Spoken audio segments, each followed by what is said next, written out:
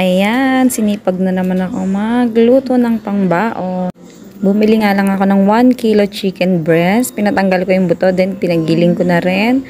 Tapos, yan, haluan ko lang siya ng ham and cheese. Yung cheese, 3/4 lang yung nagamit ko dyan. Tapos yung ham, mga 3/4 lang din. Yan, tapos lagyan ng paminta, asin, yan. And then mix-mix lang yan. Napakadali. Then, yung lalagyan, ilagyan ko lang ng konting harina para hindi dumikit yung cordon bleu na bite size. Ayan na nga siya. Nakagawa na ako. Bilugin nyo lang siya sa naayon na gusto nyong laki. Yan, gagawa na nga ako ng pang-coat, harina, tubig, then, lagyan ng asin at paminta.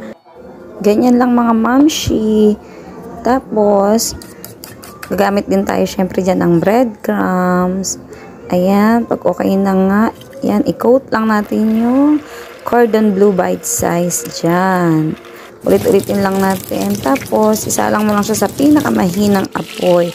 Kasi madaling masunog ang breadcrumbs. Ayan na siya. Okay, super yummy. O, diba? Ang sarap niyan mga mamshi. I-try nyo. Promise, magugustuhan ng mga bagets. Then, gumawa lang ako ng dip sauce. Kainan na!